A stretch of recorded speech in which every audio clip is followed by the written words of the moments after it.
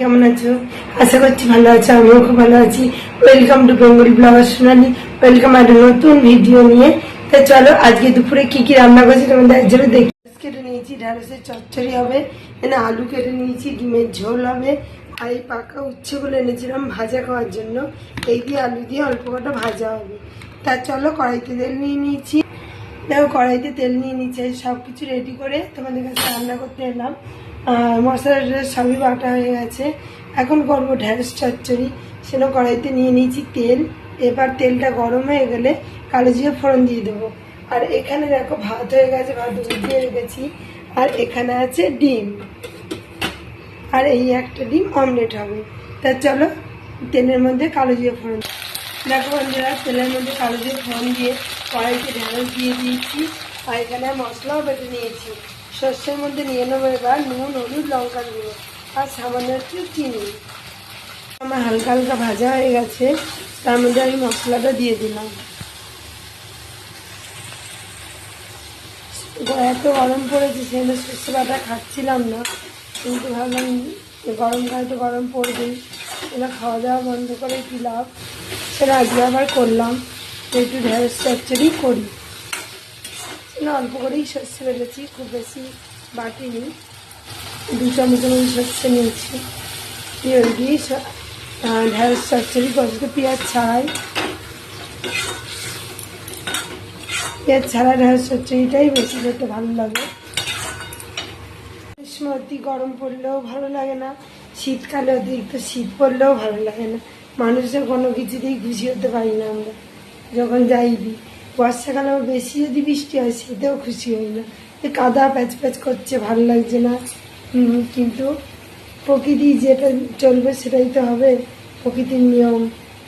কিন্তু গরম লাগছে এত না বন্ধুরা, গরমে সহ্য করতে পারছি না। সিঁদুর পরছি, সিঁদুর জল হয়ে চলে যাচ্ছে, চান করছি আবার ঘেমে যাচ্ছি। সে না একবার রান্নাবান্না সেরে ফ্রেশ হবো, নাহলে আর ভালো লাগছে না। তাহলে বারবার চান করতে করতে ঠান্ডা লেগে যাচ্ছে, গলা বসে যাচ্ছে না। ভাবলাম একবার আমি রান্নাবান্না সেরে নিই, তারপরে চানটা করলেই ভালো হবে। তো চলো রান্নাবান্নার হাত দেওয়া যাক। ঢ্যাঁড়স চচ্চড়িটা কষানো চাপিয়ে দিয়েছি, কষানো হচ্ছে। দেখো কাঁচা সর্ষে গন্ধ দূর হয়ে গেলেই তাই পরিমাণ মতো এতে জল দিয়ে দেবো। চাষটাও শেষ হয়ে এসছে, চাষ দিতে হবে, নাহলে ভিডিও বানাতে পারবো না। ঢ্যাঁড়স চচ্চড়িটা হতে থাক, ততক্ষণ আমি ফোনটা একটু চার্জ দিয়ে নিই। চচ্চড়ি হয়ে গেছে, কত সুন্দর কালারটা এসছে। আর এখানে উচ্ছে আলু ভাজা চাপাবো, তেল নিয়ে নিয়েছি। আর এখানে দেখো সয়াবিন দিয়ে আলু দিয়ে ডিমের ঝোল করবো। ডিমও ভেজে তুলে নিয়েছি, এখানে মশলাও রেডি করে নিয়েছি।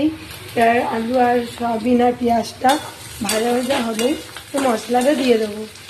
দেখতেই পাচ্ছ হালকা হালকা করে ভাজা ভাজা হয়ে গেছে, আর সয়াবিনটা বেশি ভাজা হয়ে যাচ্ছে, এই জন্য আমি এখনই মশলাটা দেবো। দেখো মশলাটা আমি দিয়ে দিলাম। এবার আমি ভালো করে নিয়ে এসে কষিয়ে নেওয়ার পালা। বাটির মধ্যে একটু জল রেডি করে রাখবো, আর ততক্ষণে আমি উচ্ছে আলুটা এর মধ্যে দিয়ে দিই। দেখো এর মধ্যে মশলাও দিয়ে দিয়েছি, বাটিতে একটু জল রেডি করে নিয়েছি কষানোর জন্য। আর এখানে দেখো উচ্ছে আলু দিয়ে দিয়েছি ভাজা। এই বীজগুলো ছেলে বেশি ভালোবাসে, আমি উচ্ছে বীজ খাই না, তোমার ভালো লাগে না। চলো ভালো করে কষিয়ে নিই। এর মধ্যে একটু পরে ডিমটা দিয়ে কষাবো। আগে সয়াবিন আলুটা ভালো করে কষিয়ে নিই। আলু ভাজা হয়ে গেছে, আর ডিম দিয়ে সয়াবিন দিয়ে আলু দিয়েও ঝোল হয়ে গেছে। এবার আমি গ্যাস পরিষ্কার করব, আর এই বাসন কটাও মেজে ফেলবো। তা চলো ঝটপট করে ফেলি। আর 2 কড়াইতে রান্না করলাম, দেখে তাড়াতাড়ি রান্নাটাও হয়ে গেল। ঝিগুলো ধুয়ে নেবো, যেহেতু ওগুলো রুটি হবে ওই জন্য। আর ঢ্যাঁড়স চচ্চড়িও হয়ে গেছে, আগেই দেখালাম। তা কেমন হয়েছে আমার রান্না কমেন্টে জানাতে ভুলো না। ভিডিও আমি এখানেই রাখছি। আমার ভিডিও যদি ভালো লেগে থাকে অবশ্যই চ্যানেলটা সাবস্ক্রাইব করবেন, লাইক কমেন্ট শেয়ার করতে ভুলবেন না। কাল আবার নতুন ভিডিও নিয়ে খুশি গিয়ে আসছি। সুস্থ থাকবেন, ভালো থাকবেন, সবাইকে ভালো রাখবেন। বাই।